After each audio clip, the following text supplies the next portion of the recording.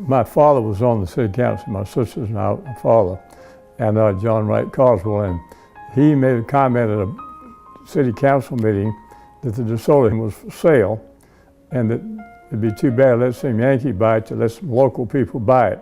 Malcolm McLean, who was mayor then, said, well, why don't you buy it? So my dad got together and with 24 other people and invited them to be stakeholders at $25,000 each in buying the hotel. This is about 1963 or 4 in that area. Now, 17 of them took place, and those 17 were the ones that formed the nucleus or the board of directors of the Chatham Club. I think Mr. Lane, it was his idea, and he found some investors in the hotel here. John Carswell Sr., Dan Bradley, and Waldo, and Seaman Eisenberg, and Jake Fine. While the hotel was being built, Mills offered, before it started being built, Mills offered to finance the purchase of the hotel for 2 3/4% interest if they would let him put his office for the hotel and a condo project on the west side of the DeSoto Hilton lot. Lane's idea was to build that building, and the building we're in right now was going to be the headquarters for the C&S Bank.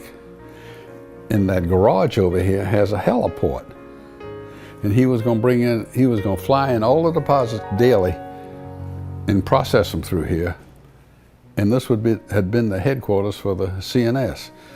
Well, that chopper landed one time on top of that building. And who's living right in a house behind it was Don Mendonza. And he heard have you heard this story? Yeah. He heard that chopper come down. And you know, when a chopper comes down, it's a lot of vibration and what have you. And man, that was the end of it. As an original investor in the DeSoto Inc., I served on the founding board of the Chatham Club. And it was indeed a privilege to serve with so many prominent citizens here in Savannah who were also investors in building the DeSoto Hotel. At that time, your business leaders were important people in Savannah. I mean, every head of the bank you knew. You had Union Camp, and you had Savannah Sugar, Lawton Calhoun, and Jim Pate, and Jim Lentz. I mean, these were powerful men. By going to the Chatham Club, you get to meet them, you get to see them. So it was a great place for not only businessmen to get together, but for young people to get to meet the leaders in the community and talk to them and see them act. So the timing was perfect. Over the years, we've also been very fortunate to have some great managers here at the Chatham Club, starting out with Yogi Yohanan in 1968.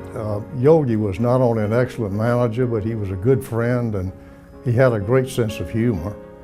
Other outstanding managers we've had here included Luigi Koffler, and of course today we have Rucci, who we're very proud of. Yohanan, and he was the finest gentleman, one of the finest gentlemen I have ever met. And he just loved everybody. He loved what he was doing, and he just put class to the club. He set the pace, and he really added a lot of class to it. My father wouldn't let my sister and me and all my friends call the managers anything but Mr. He said, you young squirts haven't earned anything, and they have to call you Mr. You call them Mr. So I did. The annual meetings were always great events, big social events, and you got to meet everybody. And if you were a young businessman in Savannah, you did not want to miss that. And it's always done first class. As the youngest member of the original board, I served as secretary for 2 or 3 years before I served as president in 1979 and 1980. And I remember that we had extensive minutes of our early board meetings. In fact, no one ever requested that we dispense with the reading of the minutes.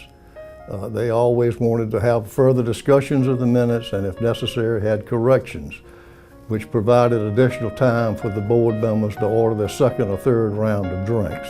The original club was like the best way I can describe it was like an English pub. And after about, let's see, 50, it must have been 20 years when I became president. And prior to that, they were having people do studies of how we should redecorate the club.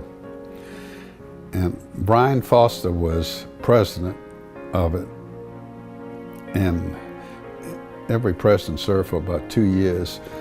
And Brian, in the middle of his term, was transferred by CNS to Little Rock. And that left me in it. And I went to the club manager, who was Luigi at the time, and I said, Luigi, I'm gonna take this provided one thing. You promise me you'll stay here for the 2 years, and I promise you we'll have no more studies. We'll just go do the cotton picking thing over. And we did. It was a club for business leaders in the community. That's what it was for. Well, I said, y'all, we've got a lot of women in this town that are business leaders. You got to let women in this club. And a few of us agreed. But it was a struggle.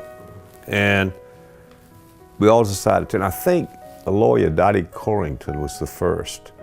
And maybe Dolly Chisholm was the second. Well, now you see the women on the board, you know, and it's very important. That club has opened its doors more than any organization in Savannah to try to welcome everybody. We've also been fortunate to have a great staff here at the Chatham Club, including Betty Burke, who goes back to the very beginning of the club. Because she's the backbone, and she stood through the good, bad, and the ugly, and cared about the club. I think she's pretty significant. I think it's the greatest view in the city, and it'll never be duplicated because I don't think you can build a building this tall anymore. It's grandfathered in, and I don't think they're going to chop off the bottom of it to get it lower.